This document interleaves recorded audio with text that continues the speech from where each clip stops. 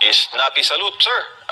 Kamusta na po kayo at ano pong mga pinagkakabalahan ninyo at napapanood po namin inyong mga vlog? Ang aking pinagkaabalahan ngayon na kung saan kami ni Captain Dado, ni Supremo, nag-usap kami dalawa since April 9. Nagbuo kami ng Filipino Guerrilla Forces kung saan ay paghahanda lang ito kasi hindi natin control ang sitwasyon kung sakaling pumutok ang gera. Yung FGF, Filipino Guerrilla Forces, kung saan ay tutulungan ang armed forces because the armed forces is only 150,000. And allegedly, information, we have already in our country more or less 1 million armed forces of the Chinese people. Then, yun nga, marami sila na posisyon. Kaya kami, bilang isang retiradong sundalo, at ang armed forces, ay magandang gabi pala lahat. Bilang isang retiradong sundalo at eksperyensyado sa larangan ng mga ganitong bagay, para sa kaalaman ng buong sambayan ng Pilipino, ako ay umabot ng 39 years in the service, military service. I started my military career as a volunteer Boy Scout in the age of 13 years old. Pagmula 13 anyos, hanggang ngayon ay hindi po ko bumibitaw sa larangan ng pagsiservisyo sa bayan. Kaya naisipan ko bumuo ng Filipino Guerrilla Forces na kung saan ay nagkasundo kami ni Captain Dado. So yung ngayon ang pinagkakabalahan ko, sa ngayon na nasa more or less 200,000 ang aming membro nationwide. At kaming commander dyan sa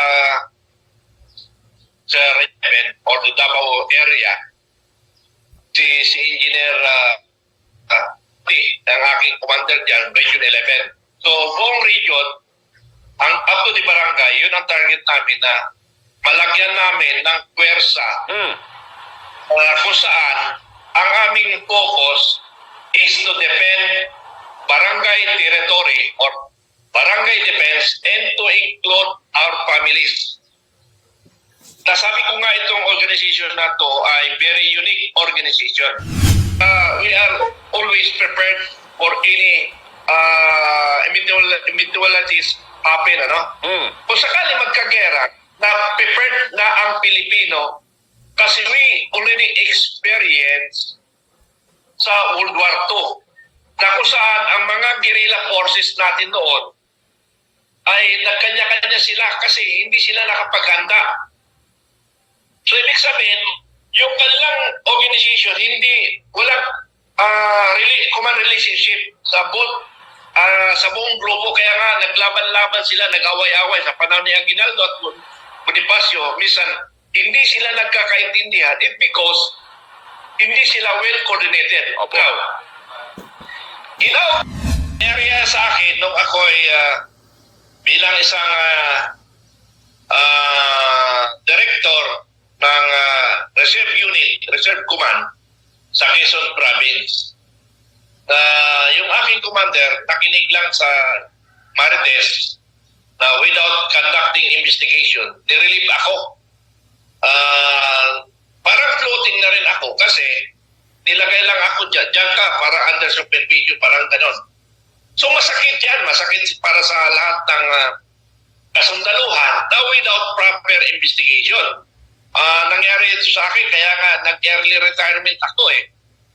Actually, ang retirement ko is 2016. But I retired 2014. I remaining 2 years. 2 years pa yung dapat hinihintay ko para sa complete 56 years old. But in length of service, to counted na length of service, nasa 36 years ako. Kasi yung 3 years ko is ACSD or Volunteer Service Scout, hindi naman counted yon.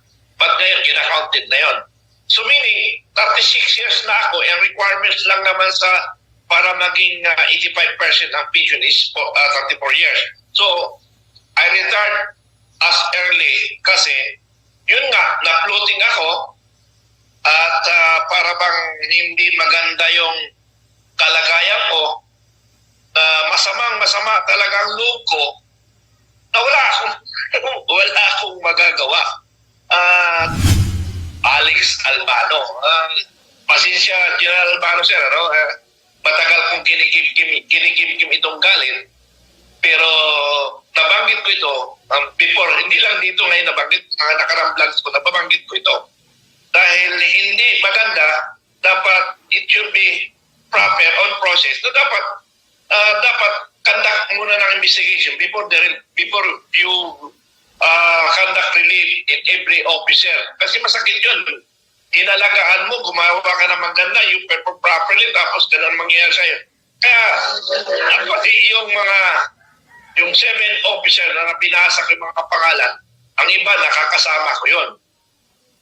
At may marami pa akong kasama na medyo hindi nakakaporma pero hindi man nagagalaw.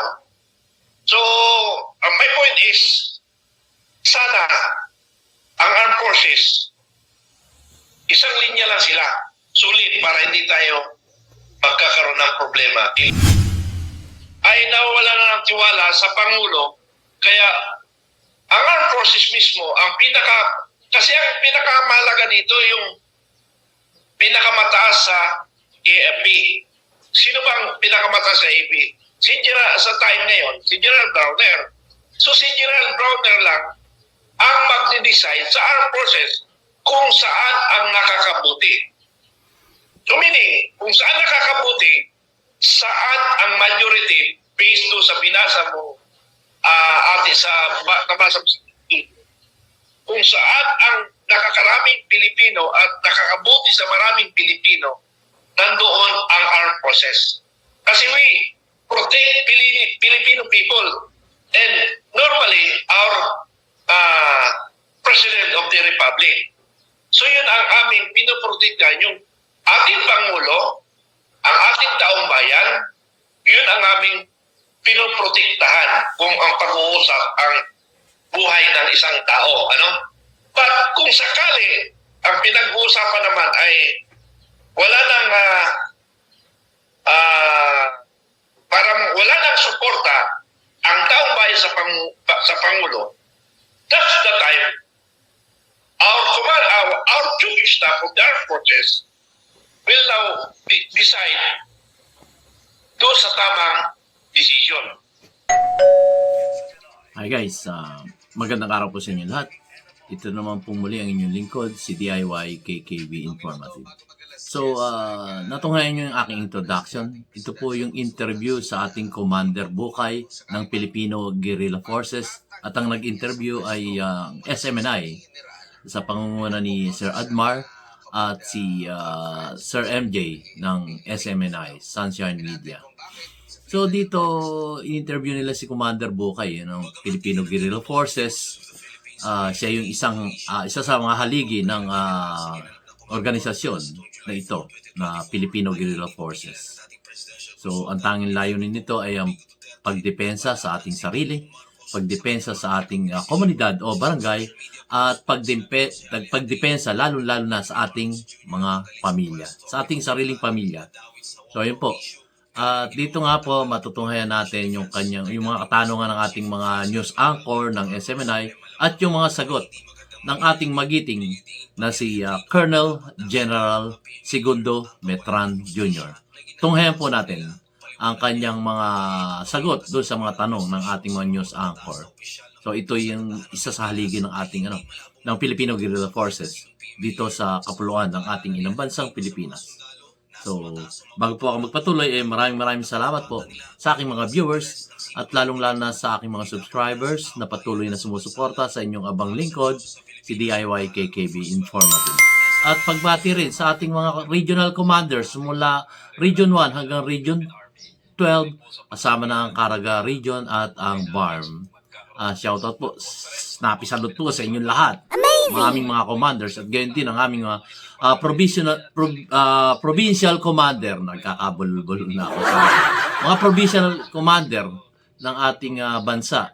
At gayon din naman ang ating mga municipal commanders dito sa organisasyong Filipino Guerrilla Forces.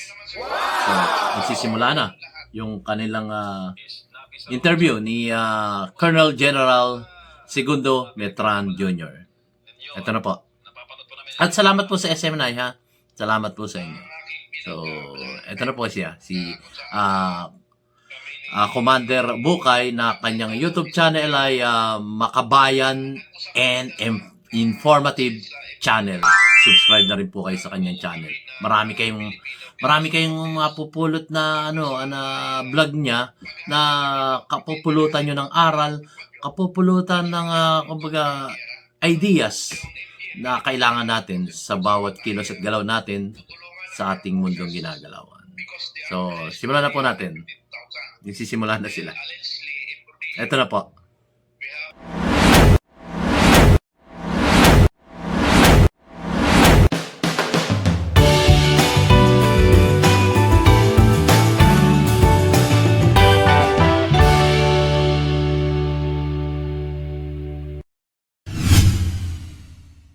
Minuto bago mag-alas 10 ng gabi, binalaan po ng isang dating presidential consultant si Pangulong Bongbong Marcos sakali mang pagtatanggalin niya sa pwesto ang mga sinasabing general na muli nag-walkout sa isang command conference na sabi naman ng AFP ay fake news daw. Alamin natin kung bakit sa balita ni Almar Fersuelo. Bagamat itinanggi ng Armed Forces of the Philippines o AFP ang issue ng umano'y pag-walkout ng ilang general sa ginanap na command conference itong July 4, 2024 ay hindi mapigilan ng dating presidential consultant ni dating Pangulong Rodrigo Duterte na balaan si Bongbong Marcos sa kanyang mga gagawing desisyon. Sa isang social media post, sinabi ni Jose Alejandrino na kung itutuloy ni Marcos Jr. na tanggalin sa pwesto ang 7 general na dawit sa walkout issue gaya ng ginawang pagtanggal ng Department of National Defense kay dating Westcom Chief Vice Admiral Alberto Carlos ay malamang na may hindi magandang mangyayari. Brigadiin pa ni Alejandrino na dapat naaksyonan ng mga PMA-er ang kawalan ng hustisya na ginagawa sa kanila. Paliwanag niya kung kaya itong gawin ng kasalukuyang administrasyon sa mga matataas na opisyal ng hukbong sandatahan ng Pilipinas ay hindi malabong gawin din ito sa kahit na sinong PMA-er. Sa huli paalala ni Alejandrino sa mga sundalo nasa mataas o mababang ranggo na ang dapat ang katapatan nila ay wala sa interes ng sino mang individual kundi dapat nasa taong bayan at sa bansa lang. Para sa Diyos sa Pilipinas, kung mahal Almar Fersuelo, SMNI News. Malaman natin, partner, ang sa pantahan ng isang retiradong opisyal ng Philippine Army, kaugnay po sa paksang iyan. Kung ano ba ang mga dynamics, kung magkakaroon ng mga command conference, ano ba ang mga pinag-uusapan, normal lang ba yung may mga sagutan o may mga hindi pagkakaintindihan at palitan ng iba't ibang mga pananaw pag may mga ganoong pagtitipon. Kasama natin sa ating Zoom si Colonel Segundo Metran, retired po ito ng Philippine Army. Colonel, good evening, si Advance MJ. Kamusta kayo, sir? Ay, okay naman sir. Magandang gabi sa inyong lahat. Snappy salute, sir. Kamusta na po kayo at ano pong mga pinagkakabalhan ninyo at napapanood po namin inyong mga vlog? Ang aking pinagkaabalahan ngayon na kung saan kami ni Captain Dado, ni Supremo, nag-usap kami dalawa since April 9. Nagbuo kami ng Filipino Guerrilla Forces kung saan ay paghahanda lang ito kasi hindi natin control ang sitwasyon kung sakaling pumutok ang gera. Yung FGF, Filipino Guerrilla Forces, kung saan ay tutulungan ng armed forces because the armed forces is only 150,000 and allegedly information. We have already in our country more or less 1 million armed forces of the Chinese people. Then yun nga, marami sila na position. Kaya kami bilang isang retiradong sundalo at ang armed forces ay magandang gabi pala lahat sa mga nakikinig. Nagtuloy na ako ng paliwanag. Bilang isang retiradong sundalo at eksperyensyado sa larangan ng mga ganitong bagay, para sa kaalaman ng buong sambayan ng Pilipino, ako ay umabot ng 39 years in the service, military service. I started my military career as a volunteer Boy Scout in the age of 13 years old.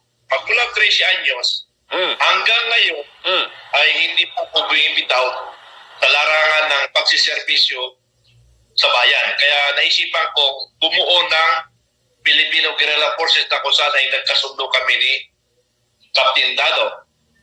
So yung ngayon ang pinagkakabalaan ko, sa ngayon na nasa more or less 200,000 ang aming miyembro nationwide.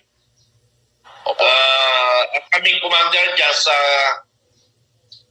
Regiment or the Davao area, si Engineer ang aking commander dyan, Region 11. So buong region, ang up to the barangay, yun ang target namin na malagyan namin ng pwersa Mm.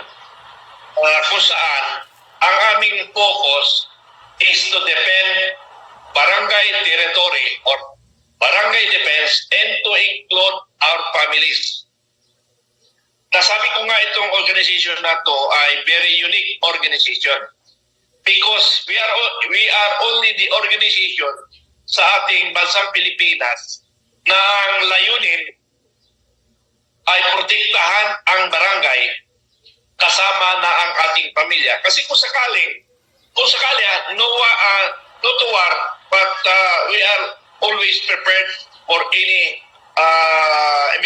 eventualities happen, ano? Mm. Kung sakali magkagera, na prepared na ang Pilipino kasi we already experienced sa World War II na kung saan ang mga guerrilla forces natin noon ay nagkanya-kanya sila kasi hindi sila nakapaghanda. So ibig sabihin, yung kanilang organization, walang command relationship sa buong grupo. Kaya nga naglaban-laban sila, nag-away-away sa panahon ni Aguinaldo at Bonifacio. Minsan, hindi sila nagkakaintindihan. It because hindi sila well coordinated. Opo. Now, in our case, MTF na inorganize namin ni Captain Dado April 9 sa Libingan ng Bayani na kung saan na nanawagan si Madam Maharlika Nauna. Ibig sabihin ng Nauna, magkaisa tayo para patalsigin natin si Pangulong Bongbong Marcos April 9 para makita-kita kami kung sino ba talagang grupo na gustong magpatalsik sa ating Pangulo. Mm. And yet, iilan lang kaming nakita doon na mga MUP.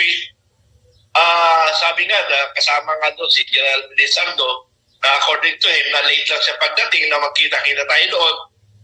For the purpose, ipadama namin na sa sambayan ng Pilipino, nandito kami nakahanda mag-assist sa mga Pilipino para hindi tayo magkakasekretan. Yun ang purpose namin doon. Kaya kami nag-usap ni Captain Dado, ano? Colonel? Now, So ayun guys, putulin natin ng konti. Ang tanong ni Sir MJ at si Sir Admar ng SMNI ay ano rin pinagkakaabala ng ating Commander Bokay na si Colonel General Segundo Metran Jr. na may YouTube channel na Makabayan and Informative Channel. So yun, sabi niya, pinaliwanag niya dito, yung pinagkakabalahan niya ay ang Filipino Guerrilla Forces. So, ang Filipino Guerrilla Forces ay isinilang nung April 9, araw ng Kagitingan. So, doon dumating yung ilan sa general, mga colonel at yung ating mga master sergeant, major, marami pong pumunta ron. At meron din namang na mangilan-ngilan na taong bayan na pumunta ron. Dangan nga lamang, ang inaasahan talaga ay kausapin sila kung ano ba yung problema. Kung ano yung, kumbaga, nagkaroon kami ng meet and greet na itatanong dun sa taong bayan, ano ba ang problema natin? So, ilalahad nila doon ang kanilang mga hinaing sa ating kasalukuyang gobyerno. Dangan nga lamang, medyo nung manawagan ay sabihin na natin kokonti yung dumating. So, ang marami doon yung ating mga retired military doon sa libingan ng mga bayani. So, anyway, kanya pinaliwanag dito, yung kanyang layunin sa Filipino Guerrilla Forces. Dangan nga lamang, medyo naputol Dahil syempre hindi naman hindi naman yun lang itatanong ng ating mga iniidolo o pinakikinggang mga newscaster kagaya ng SMNI sa pangunguna ni Sir MJ at si Admar. Yon. MJ Mondehar at Admar. So, salamat po sa inyo. Snappy, saludo po ako sa mga news anchor natin sa SMNI. Tuloy po natin yung susunod na tanong ng ating mga news anchor mula sa SMNI News. Tuloy natin. Narinig po, narinig. Opo, sir. Sir, alam ko nakarating na po sa inyo yung issue na tinanggi po ng mga kasama natin dyan sa Philippine Army o sa Armed Forces. Pero ano po bang sagap mo, sir? Totoo ba yung issue?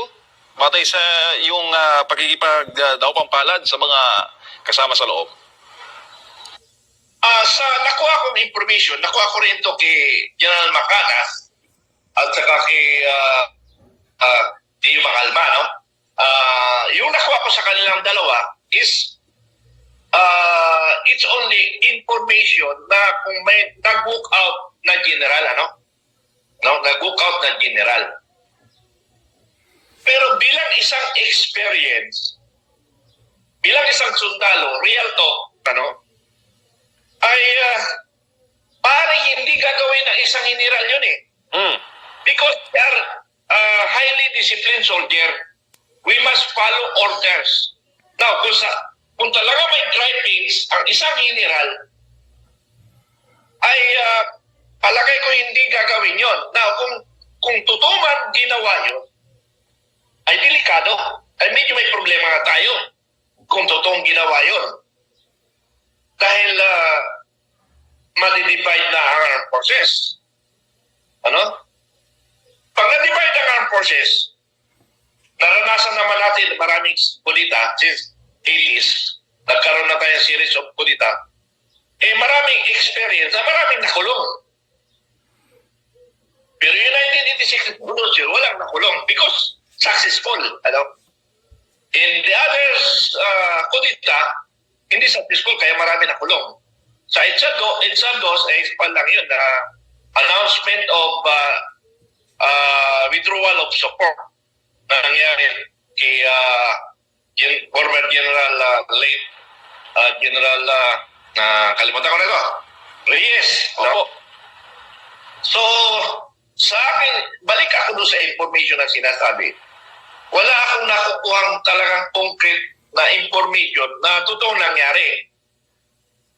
Opo, Colonel. Sinagot na rin ang tagapagsalita ng armed forces na walang katotohanan. Sa nabasa ko naman doon sa pagsasalita nila, parang talagang walang katotohanan.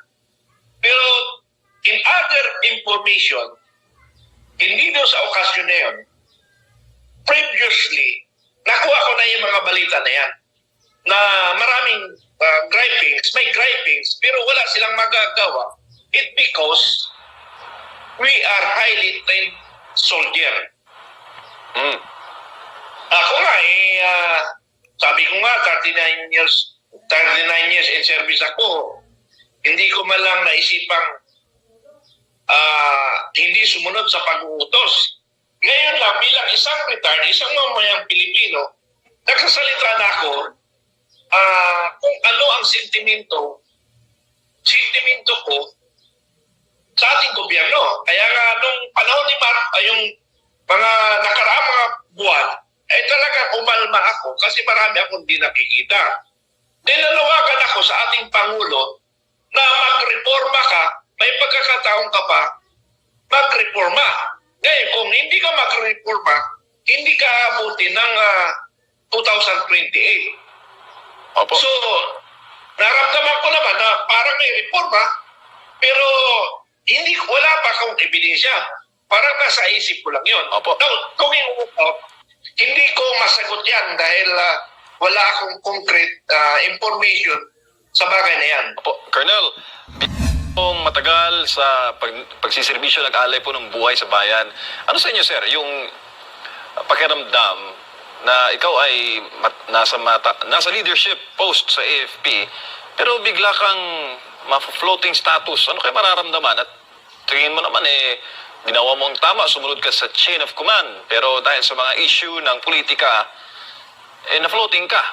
At yung parang pinaghirapan mo ng ilang taon, nababalam.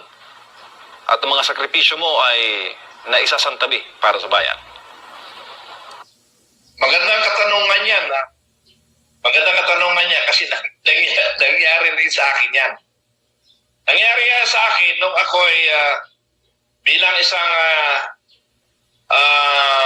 director ng Reserve Unit, Reserve Command sa Quezon Province.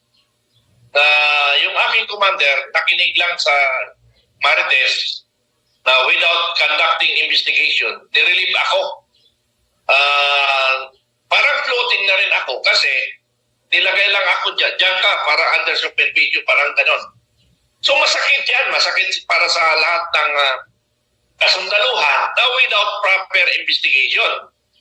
Nangyari ito sa akin, kaya nga nag-early retirement ako Actually, ang retirement ko is 2016. But I retired 2014. I remaining 2 years. 2 years pa yung dapat ihihintay ko para sa complete 56 years old. But in length of service, to counted na length of service, nasa 36 years ako. Kasi yung 3 years ko is ACSDF or Volunteer Service Code, hindi naman counted yon. But ngayon, kina-counted na yon. So meaning, 36 years na ako, and requirements lang naman para maging 85% ang pension is 34 years. So, I retired as early kasi, yun nga, na-floating ako at para bang hindi maganda yung kalagayan ko, masamang-masama talagang loob ko, na wala akong magagawa.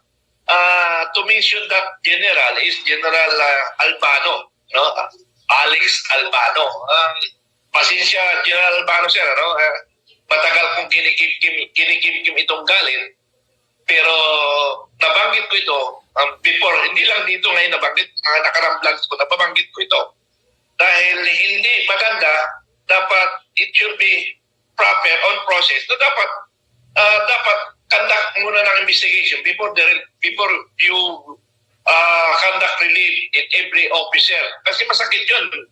Inalagaan mo, gumawa ka na maganda, you perform properly, tapos ganun mangyayari sa'yo. Kaya, pati yung 7 officer na pinasa ko yung mga pangalan, ang iba nakakasama ko yun. At may marami pa akong kasama na medyo hindi nakakaporma pero hindi man nagagalaw. So, my point is, sana ang armed forces, isang linya lang sila, sulit para hindi tayo magkakaroon ng problema in the future. Colonel, magandang... Yan guys, so pinaliwanag ng ating si Commander Bokay, si Colonel General Segundo Metran Jr. patungkol dyan sa floating na yan. Baga ako, ko yan narinig ko na rin yan sa aking uncle na retired colonel din ng AFP. Graduate siya ng PMA. Nakalimutan ko lang anong batch. Siya rin, na floating din nun. Kasi sa narinig ko nung ako'y bata pa, ang sinasabi nga, siyempre, hindi naman tayo pwedeng makisali sa mga usapan ng matatanda. Baga lang, itong tenga ko lang ginagamit ko nung ako'y bata pa, no? So na-floating din yung yung aking ang aking uncle na retired colonel din, no. So yun, na-floating siya sa aking pandinig nung ako'y bata, bata-bata system. Uso pala noon pa uso na pala yung bata-bata system. At kumbaga kahit na maayos naman yung iyong pagganap sa iyong tungkulin bilang isang sundalo, ay dumadating pala yung mga ganyang parte ng buhay ng isang sundalo na napakasakit sa kalooban nila. Pagka nire-recall ko nga yung sinasabi ng aking uncle, ay talaga namang noon, wala sa akin yon, bata pa ako, pero ngayon, pagka nare-recall o na sasagap uli ng aking isip yung nangyayari, kagaya nga nito, sinabi ni Colonel General Metran Jr., yung kanyang pagkaka-floating na sumama talaga ang loob niya. Sumama talaga ang loob niya dahil walang proper investigation ba. Ganon din yung nangyari doon sa aking sa aking uncle. na nare-recall ko lang yung mga kwentuhan nila. Na ganon din ang damdamin niya, masakit ang loob niya. Kumbaga talagang matikas din yung lahat ng kasundaluhan matikas talaga eh. Talagang pagtindig niya ng diretso. Diretso, pati balikat niya talagang sundalo eh. Ganyan ang mga sundalo, di ba? Ganyan ang mga kasundaluhan po na talaga sila kumbaga smarte, snappy, talagang kagalang-galang ang ating mga kasundaluhan. Dangan nga lamang yung iba, hindi na naintindihan kung gaano kahirap maging isang military, maging isang sundalo na ipinaglalaban ang ating kapakanan, ipinaglalaban ang kabutihan ng bawat isang mamayang Pilipino dito sa ating inang bansang Pilipinas. So, di ba, ang mga hirap nila, kagaya mga insurgency, pagka sila may mga mission sa bundok, isipin nyo na lang, yung mga hindi nakakaalam na ang mga kasundaluhan natin, pagka sila may mission, saan sila matutulog? May tent ba sila? Hindi mga nagte-tent yan. Mission eh. O hindi pa pwedeng meron silang tent, kagaya namin na mountaineers, na magte-tent ka tapos matutulog ka sa gabi. Hindi nga natutulog yung mga yan. Lalo na kahit na umaga, gabi, mapuyat sila, hindi natutulog yung mga yan kasi nga may mission sila. Yun ang hindi nalalaman ng ating yung ibang mga kababayan natin na sobrang hirap, pagod, puyat, pasakit ang kanilang nararamdaman ng ating mga kasundaluhan. Na imbis na tayo magpasalamat sa kanila, parang yung iba binubuli pa yung ating ibang mga kasundaluhan na hanggang captain ka lang hanggang major ka lang yung mga ganun ba na mga pananalita na hindi nila naiisip na gaano kahirap maging isang military, gaano kahirap ang sinumpaan nilang tungkulin na ipagtatanggol ang ating inang bansang Pilipinas, di ba? So nakakalungkot. Naano ko lang po yung yung floating na status ni Colonel General Metran Jr. So ituloy po natin. Baka kayo magalit hindi naman, wala naman akong karapatang magalit. Shoutout po sa ating mga kasundaluhan. Snappy salute po sa inyong lahat sa pagtatanggol sa ating inang bansang Pilipinas at sa sambayan ng Pilipino. Maraming salamat po sa inyo. Hindi pa ako tapos itutuloy natin. Marami pa pong katanungan ng ating dalawang news anchor na si Sir MJ at si Sir Admar ng SMNI, Sunshine Media. Ito po, tuloy natin. Colonel, magandang gabi, may gabi si Admar po ito, sir. Sir, dyan ba sa hanay ng Armed Forces of the Philippines, alam natin hindi talaga may iwasan na hindi mapolitika considering ang namumuno din, kumbaga ang agency na mataas sa Armed Forces of the Philippines ay civilian agency. Itong Department of National Defense. Maaaring ang nakalagay dyan isang politiko or kung napag-uusapan din ba ito at hindi pwede maging vocal ang bawat opisyal ng militar sa kung ano man yung kanilang magiging komento pero napag-uusapan sa pagitan ng mga opisyal? Maaaring napapag-usapan yan, pwedeng pag-uusapan kung kami-kami lang na mga within the ranks o within the officer.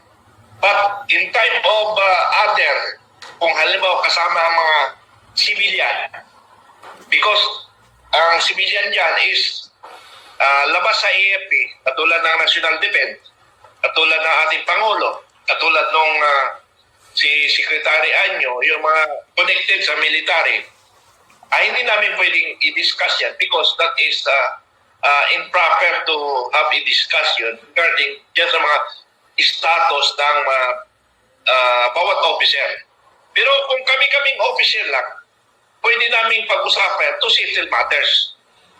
Ganun yun. So, no idea ako doon kung ano talaga ang nangyayari sa ating armed forces. Opo. Sir, gusto ko lang po makuha ko rin yung inyo pong opinion, no? Patungkol dito po sa nakasaad sa ating konstitusyon na sinasabing, and I quote, dito sa Section 3 ng Article 2, Civilian authority is at all times supreme over the military. The Armed Forces of the Philippines is the protector of the people and the state. Kumbaga, sila po yung tagapagtanggol sa taong bayan. Kumbaga, paano po natin mai-interpret ito, sir? Sakali man, sakali, para at least mapag-usapan lang. Sakali man na ang isang pamumuno ay tila hindi magtutungo doon sa kapakanan ng taong bayan po. Paano natin ma-interpret itong nakasaad dito po sa konstitusyon? Okay. Para sa maiksing sagot ko na lang, para maintindihan ng ating mga kababayan, ito yung connection doon sa pag-withdrawal of support ni late General Reyes. So yun lang yung sagot doon. Ibig sabihin, naramdaman ni General Reyes na wala nang support o naramdaman ni General Reyes na ang taong bayan ay nawawala na ng tiwala sa Pangulo. Kaya ang armed forces mismo, kasi ang pinakamahalaga dito yung pinakamataas sa AFP. Sino bang pinakamataas sa AFP? Sa time ngayon, si General Browner. So si General Browner lang ang magde-decide sa armed forces kung saan ang nakakabuti. So meaning, kung saan nakakabuti, saan ang majority based do sa binasa mo nabasa mo sa kung saan ang nakakaraming Pilipino at nakakabuti sa maraming Pilipino, nandoon ang armed forces. Kasi we protect Filipino people. And normally, our President of the Republic. So yun ang aming pinoprotektahan, yung ating Pangulo, ang ating taong bayan, yun ang aming pinoprotektahan kung ang pag-uusap ang buhay ng isang tao. But kung sakali, ang pinag-uusapan naman ay wala nang parang wala nang suporta ang taong bayan sa Pangulo, that's the time our chief staff of the armed forces will now decide doon sa tamang decision. Kung ang ibig ko sabihin, doon sa taong bayan. Yun yung ating yun yung masabi ko doon sa binasa mong sa ating konstitusyon. Opo. Sa ating konstitusyon din, sinasabi nga na dapat ay, kumbaga, meron tayong independent foreign policy and kasama din yata sa goal. Okay, komentohan po natin ng bahagya. Yung sinabi ni Commander Bokay na may YouTube channel na Makabayan and Informative Channel. So maganda yung kasi bigay ng isang konstitusyon, binasa nitong ating news anchor na si Sir Admar, na kumbaga patungkol dito sa doon sa karapatan ng taong bayan, no? At karapatan ng tungkulin ng isang kasundaluhan. Ito nga yun sinasabi nga niya, ginawa niya example yung kay General Angelo Reyes na yung withdrawal of support. So ito yun nagkaroon ng withdrawal of support din matatawag natin, yung people power 1, di ba?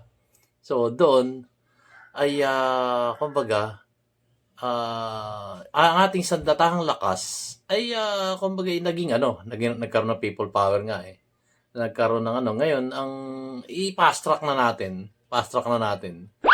So winner ang people power nung panahon na yon. Napatalisik nila ang ating dating Pangulong Ferdinand Emmanuel Edralin Marcos Sr.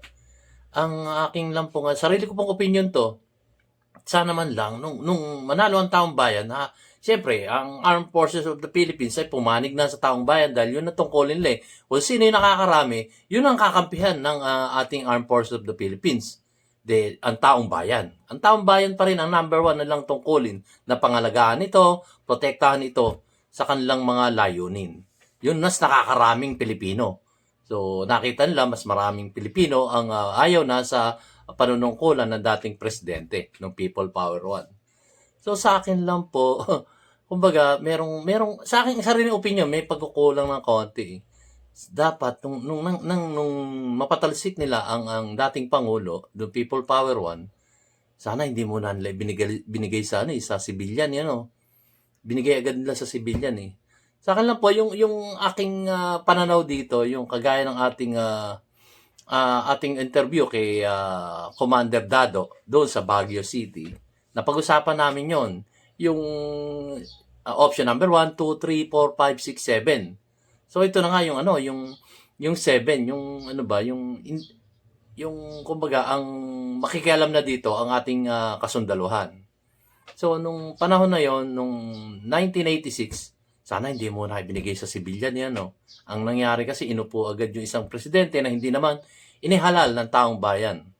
Natalo nga yun, yung presidente yun, natalo yun noong 1986, At hindi naman siya inihalal ng taong bayan, Talo siya noon. Pinalawas yata, nadaya siya, ganun. Hindi umano, nadaya siya. Hindi natin alam.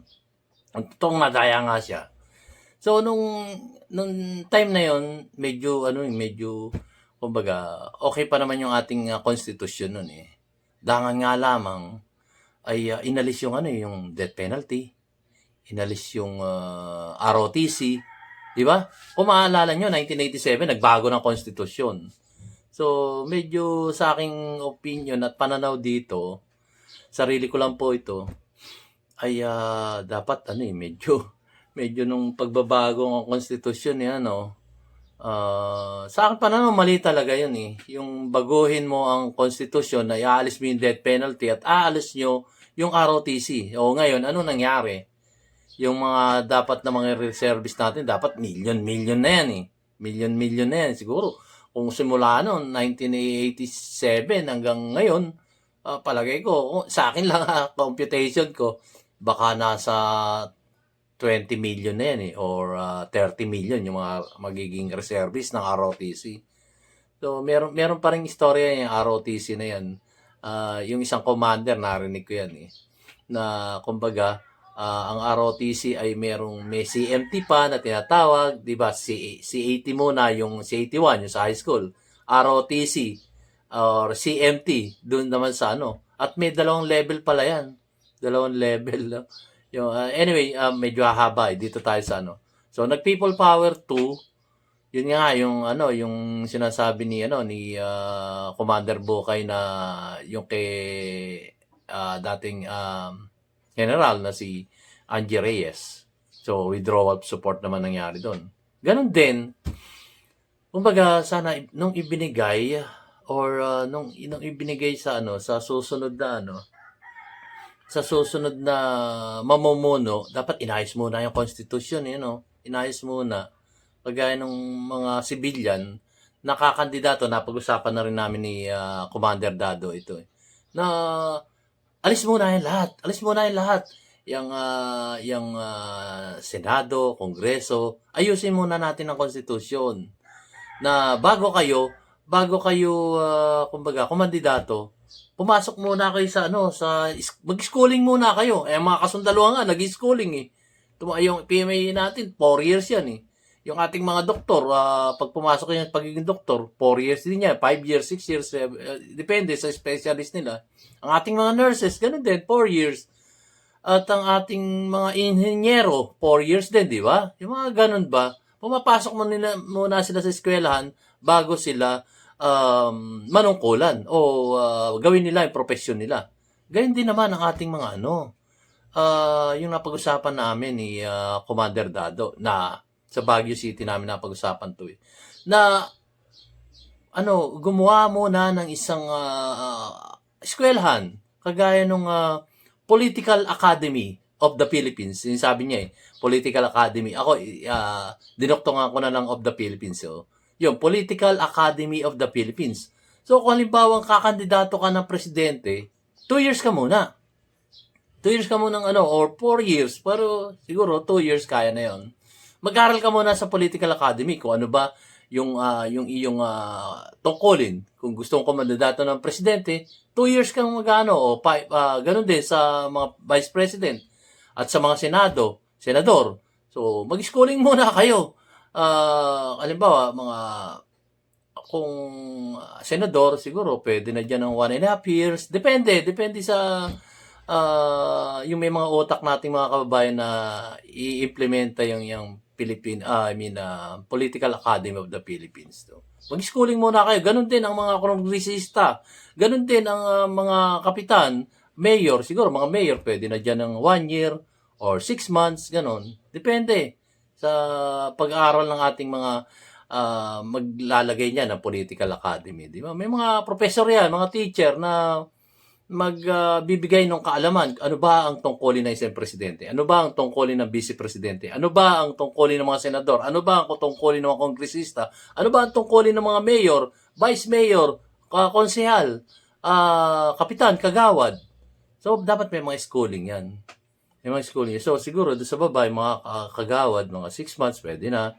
Yung kapitan, siguro 1 year o 8 months, ganon.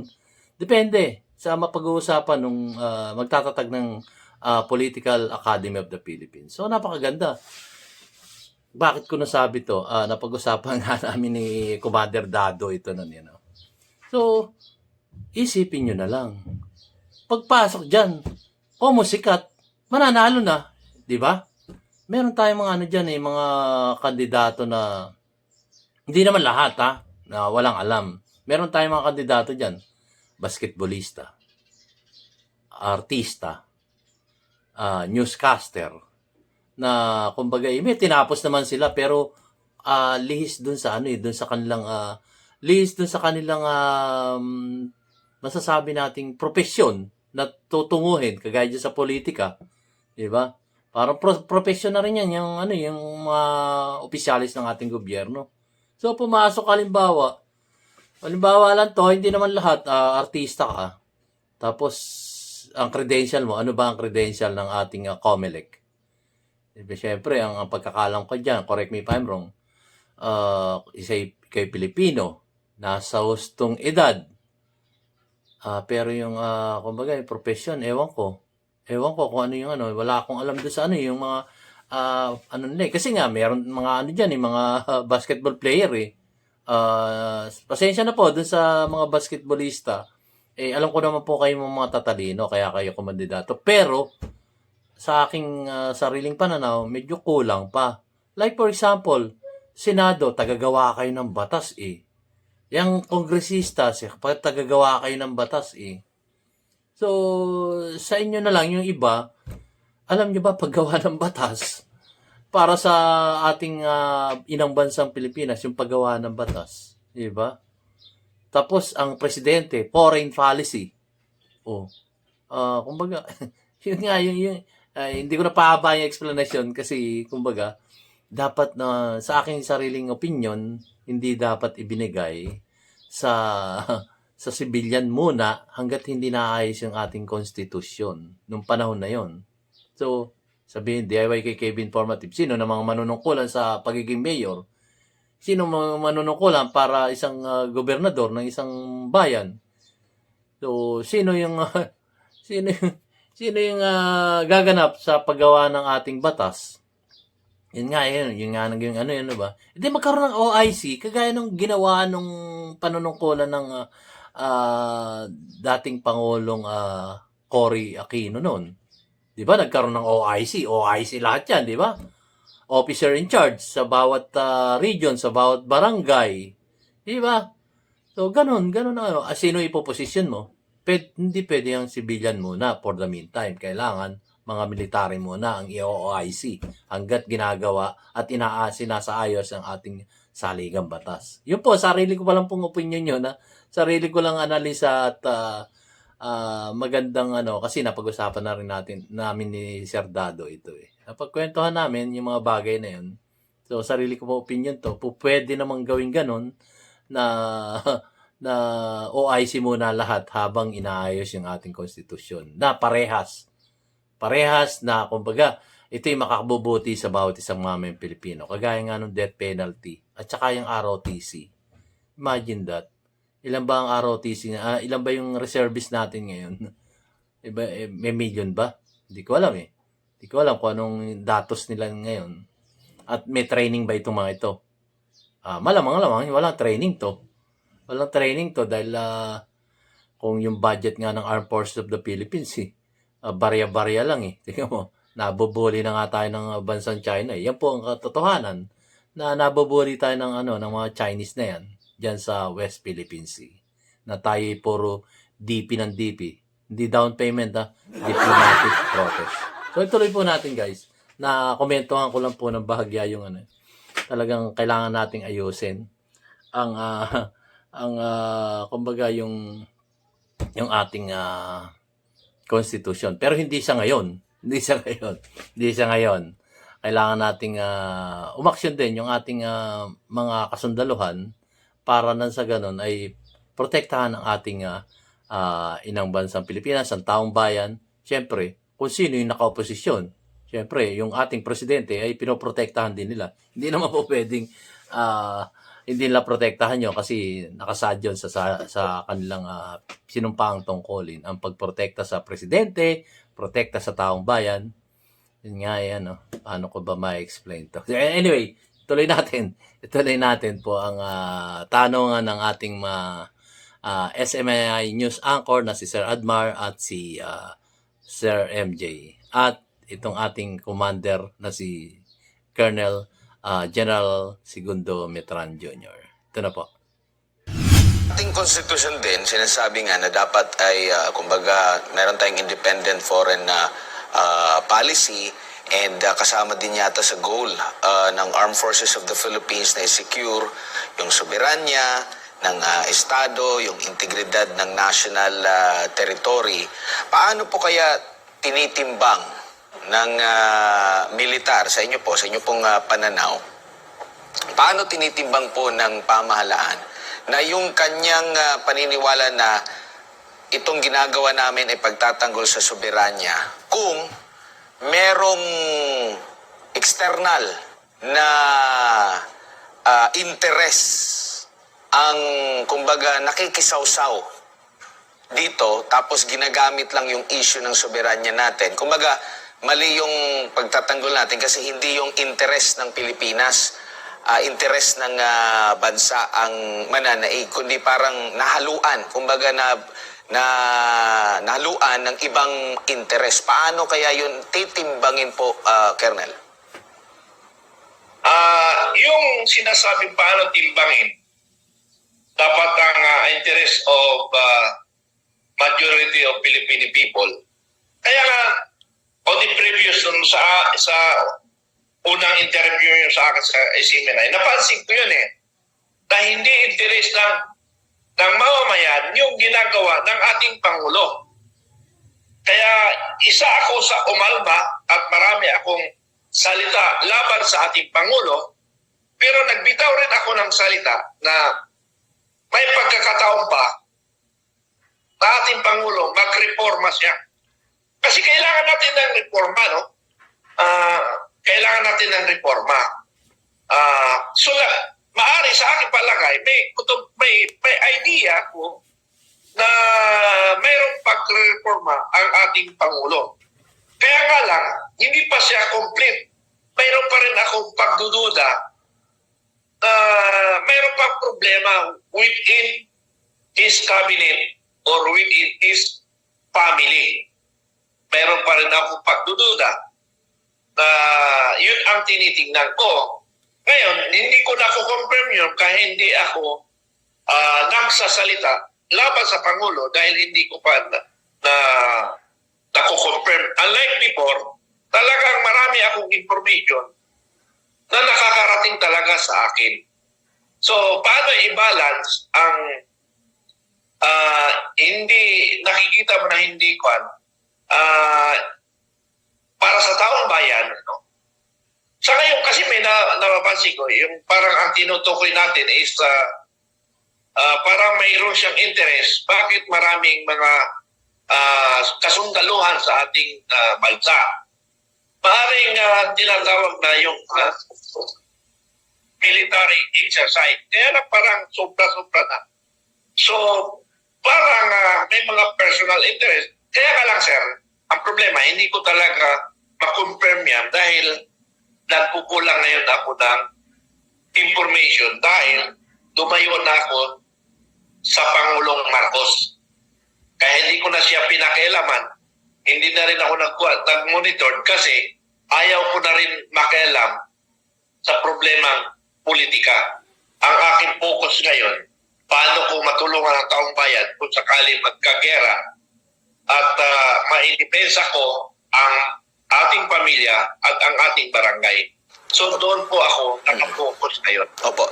Sa militar po ba, Colonel, ay naituturo din po yung tamang diplomasya? Sa palagay ko, sa lahat naman ng bagay, kung tayo ay nag-aaral, naituturo na may diplomasya. No?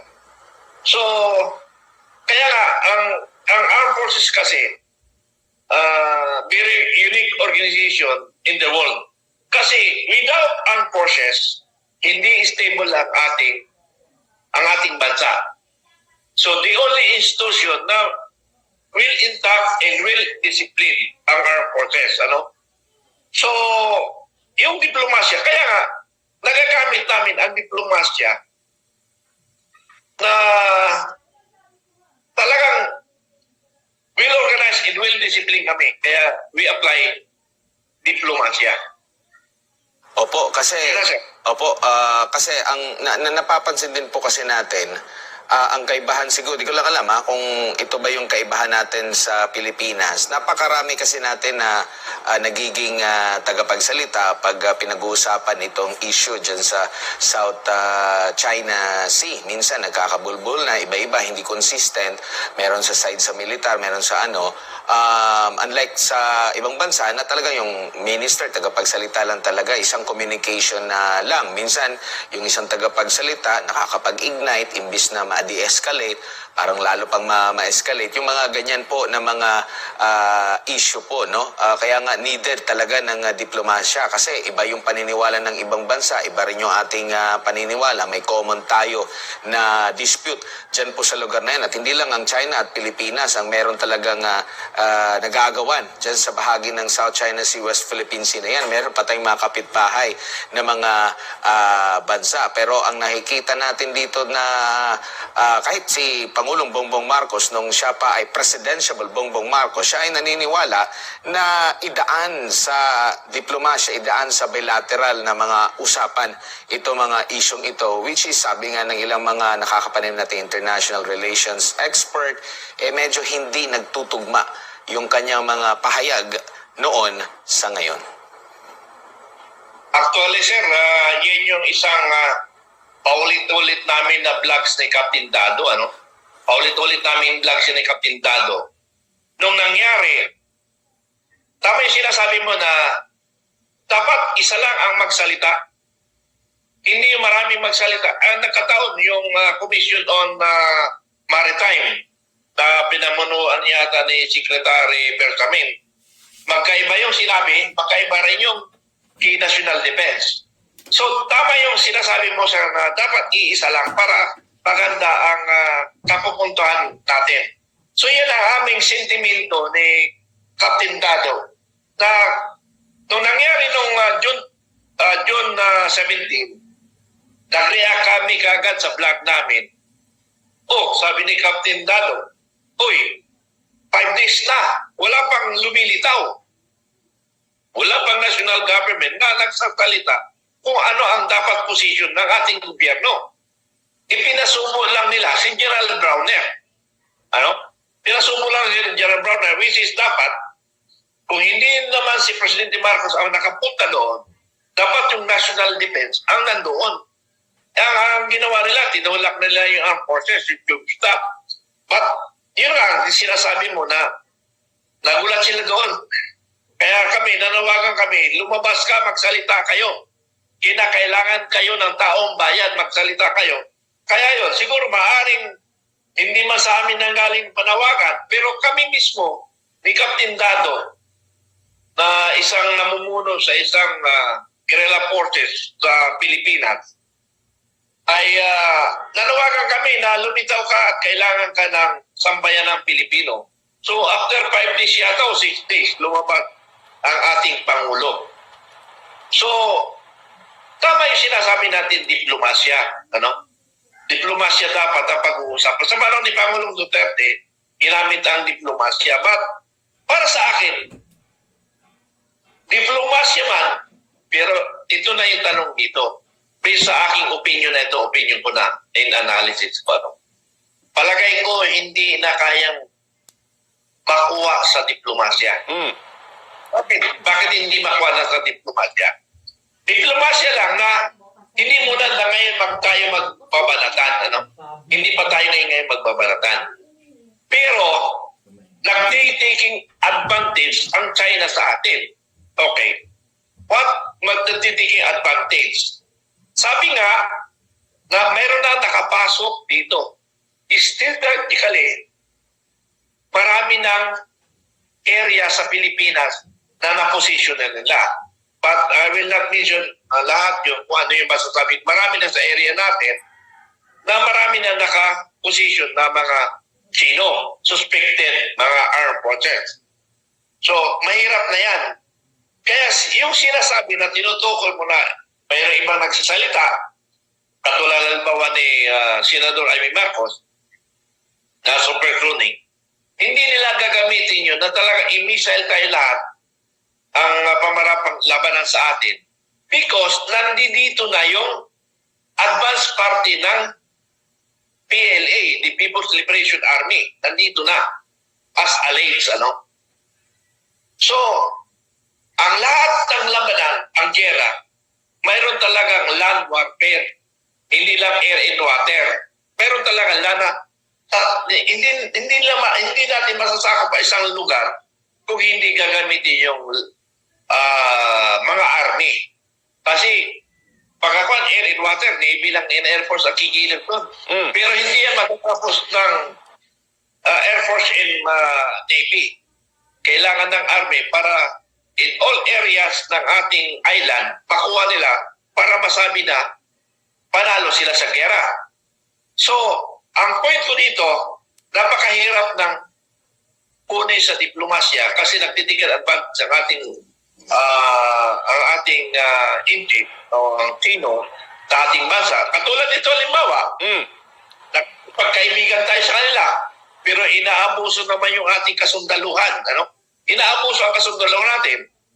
Kaya nga sabi namin, na pag-usapan namin ni Captain Dado na bakit walang senior officer na pinadala doon sa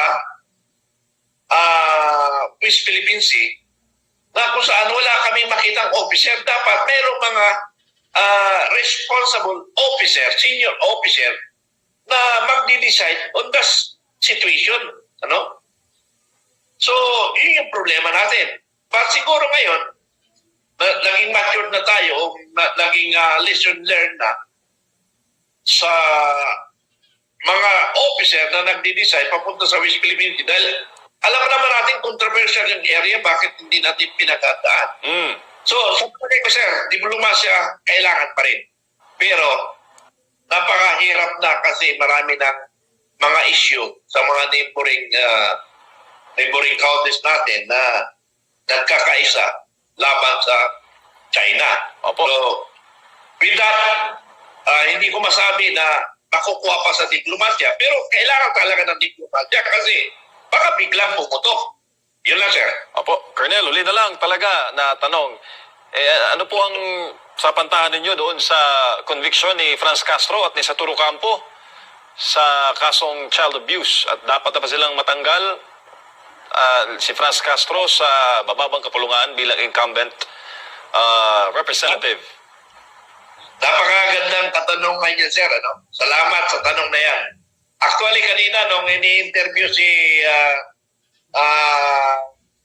Madam Kwan, sino ba yun? Si Madam yung Ma'am Relisa. ano?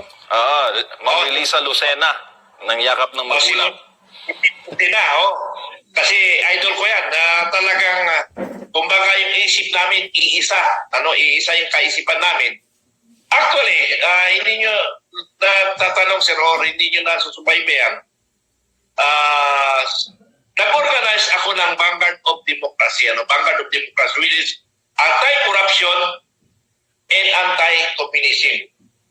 Pero before that, sir, kasi baka magtampo sa akin pala yung aking executive secretary ng aming guerrilla forces. Na kung pwede daw, sir, ay banggitin ninyo, kung po pwede, banggitin nyo, mag-subscribe ang ating Pilipino sa Filipino Guerrilla Forces TV. Filipino Guerrilla Forces TV. Na kung saan, ito yung TV ng ating Pilipino na maghahanda kung sakaling pumutok ang gera para suportahan natin ang armed forces. Okay. Franz Castro and Satoru Campo, mga number 1 in mortal kong kaawayan. Kung kilala nyo si General Palparan,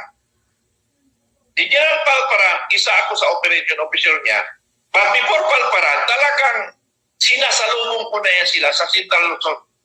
Yan si Franz Castro at saka Satoru Campo. Number 1 kong binibira yan sa mga barabarangay. Talaga mga kriminal yan. Ang problema nga lang kasi ang batas natin, malambot at malambot siya at saka may mga under threat. So, salamat sa Panginoon na nasintensya na verdict, convicted yung dalawa na yan na mga kidnapper. Actually, kidnapper yan eh. Simpleng pagkikidnap nila. Pero bago ko tapusin nga pala yan, naalala ko kasi itong ating Isiminay ay kontra talaga ng CPPNP. Sila ang dahilan. Kaya ang Isiminay napaalis sa mainstream media ang Isiminay dahil dyan sa dalawa. Dahil dyan sa dalawa na yan, sa dalawa, dyan sa Makabayan Black na yan, talagang may kasalanan dito. Talagang galit na galit ako. Si Congressman Speaker Romualdez, yan yung may sala dyan, natutulang. Pero salamat naman sa kanilang administrasyon na sintensyahan. Kaya nga yung mga congressman dyan na katulad si malatanda ko, Romualdez and si Congressman Akop na congressman namin niya dito sa aming distrito sa Antipolo City, na even though idol ko siya, pero galit na galit ako na challenge niya si Dr. Badoy, na challenge siya sarili niya bilang isang professor, isang doktor, isang professional, at bilang militar or police. Kino-compare niya sarili niya. Never compare. Kasi iba yung mission ni Dr. Badoy, iba rin yung mission ni Congressman ako bilang isang pulis. Never mo i-compare yan. Magkaiba talaga. Pero sa totoo lang, in fairness, kay Secretary Badoy at saka kay Eric, in fairness sa kanilang dalawa, ungas yung mga congressman na yan. Piruin mo, ito yung pangarap ko. Pangarap ko pa noon nang nasa serbisyo pa ako, na sana mayroong tao from the national government lalabas na propaganda na tatapatan ang Makabayan Black. Dahil noon sa panahon namin, walang nagsasalita sa amin na nagtatanggol sa EFP. Lahat sila, Gabriela, binabanatan ng EFP. Pero sa panahon namin, wala. Kaya kami, on the ground, kasama namin si General Palparan. Kaya nakulong si General Palparan. Dahil pinagtulungan nila si General Palparan. Witness ako niyan. Kaya ako nga lang, ang isang sundalo nag-witness kay General Palparan sa korte. Ako ang nag-witness. Kaya galit na galit ako dyan sa mga inayupak na yan na mga mga sinungaling, mga sinungaling, si Franz Castro at saka yung Satoru Campo. Sarap ipagbumpog yan eh. Easy. Napakasinungaling yan. Alam mo bakit napakasinungaling? Lahat yung lumalabas sa bibig nila, walang katotohanan. Sinungaling mga tao na yan. Pag nagsalita sa Congress, mabuti na lang. Wala akong pangarap na maging congressman. Kasi kung naging congressman ako, kaming dalawa ang magbabanatan sa Congress na lahat ang lumalabas sa bibig niya kasi nangalingan. Dahil sa kanila, pasensya na lang sa Isiminay, naging biktima kayo. Dahil sa inyong mga ginagawa para sa taong bayan. Nagpasalamat ako. Nagpasalamat ako.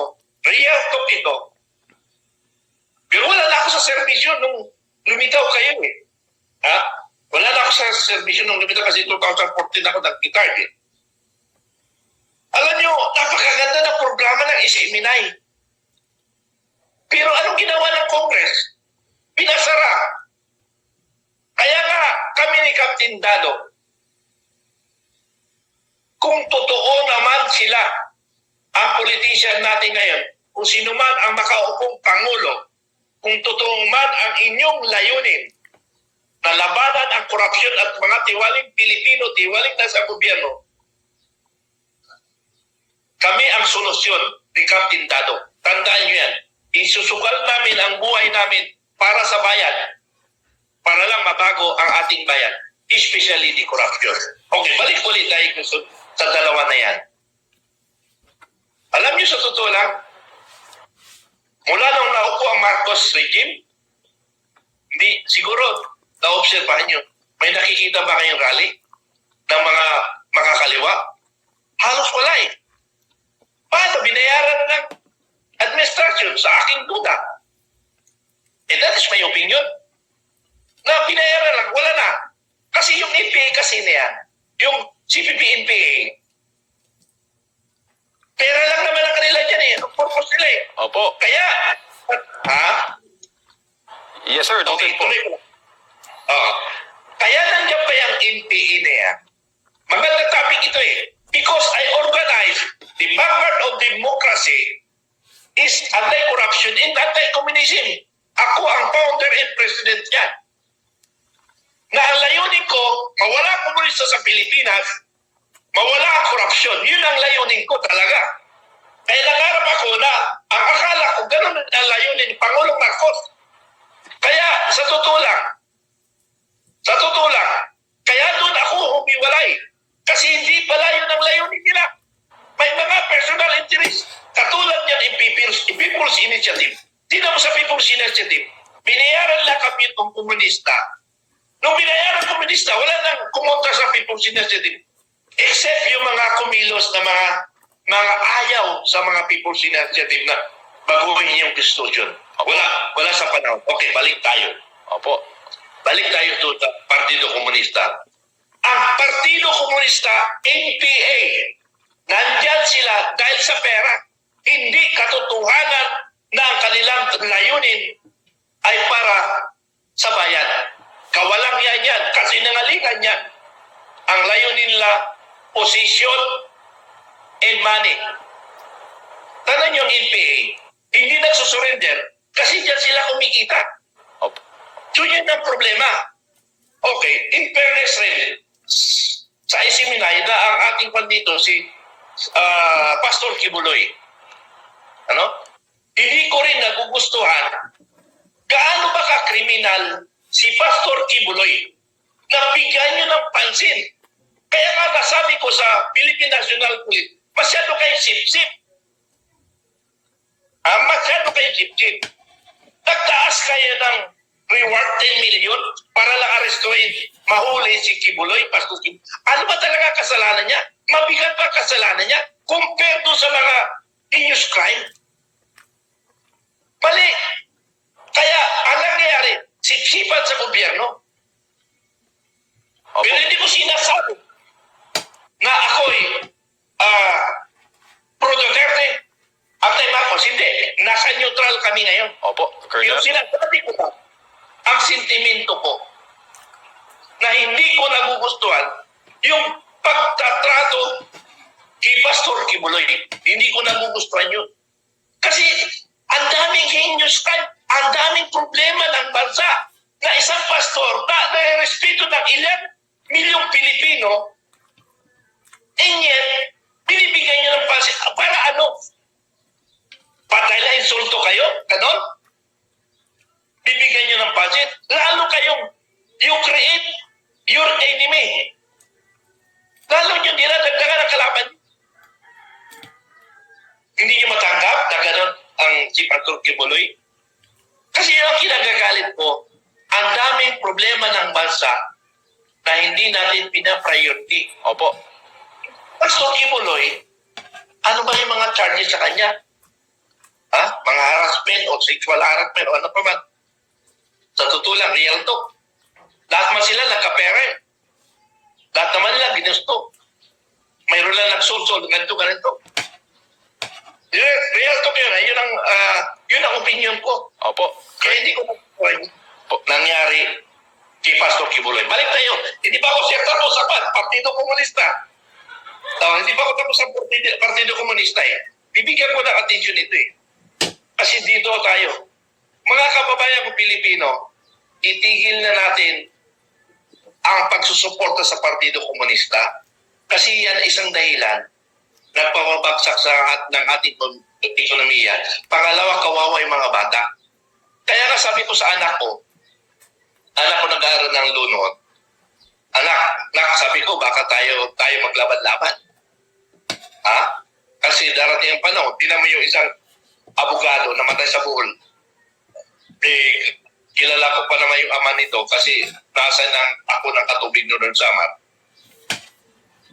Hindi niya alam na naligawan pala siya ng Partido Komunista, namatay. Kaya sinabi ko sa anak ko, sa mga anak ko, never tayo maglaban sa anak-anak. Pero mabuti naman, nasusundan nila yung gusto ko mangyari. Okay, balik last sa mga Partido Komunista. Ang Partido Komunista ay hanap buhay. Tandaan nyo ha, Partido Komunista ay hanap buhay. Mabuti na lang yung Tagum City, yung ating Korte de Juan. Sorry. Bumigay na yung mo, Colonel, yung pong cellphone. Pero sir, duly noted po yung inyong pong mga komento at inyong pong mga hinuha para sa bayan. Nararamdaman po namin, Colonel, ang inyong marubdob na mga komento. Kaso nga lang, salat po tayo sa panahon, sir. Sir, maraming salamat po. We appreciate po your comments at ang paglalahad po ninyo ng kwento at ang inyong pong mga sentimiento para po sa bayan bilang pong isang retiradong opisyal ng Philippine Army. Mabuhay po kayo, sir. Thank you, Colonel. Maraming salamat, sir. Maraming salamat. Si retired Army Colonel Segundo Metran, mga kapartner, na pag-uusapan natin yung mga issue na kinakaharap ngayon, lalo na yung mga kontrobersya sa hanay po ng ating militar, sa governance po ngayon ng ating kasalukuyang administrasyon at sa iba pa. Samantala, break lang muna tayo. So yun po at natunghayan nyo na ang full video interview ng SMNI together with Commander Bukay ng Filipino Guerrilla Forces. So maraming salamat po sa inyong panunod ng aking mamunting YouTube channel, DIY KKB Informative. Maraming salamat po sa inyo, sa inyong pagsuporta at patuloy na pagtangkilik sa inyong abang lingkod na si DIY KKB Informative. Salamat po guys. At like, subscribe na po kayo kung may time ganon. So mag-subscribe na rin kayo kay Commander Bukay na ang kanyang YouTube channel ay Makabayan and Informative Channel. Gayon din naman ang ating YouTube channel na Filipino Guerrilla Forces TV. So hanggang dito lang po. Salamat po. Thank you very much. God bless Philippines and God bless all the Filipino people. Thank you. God bless.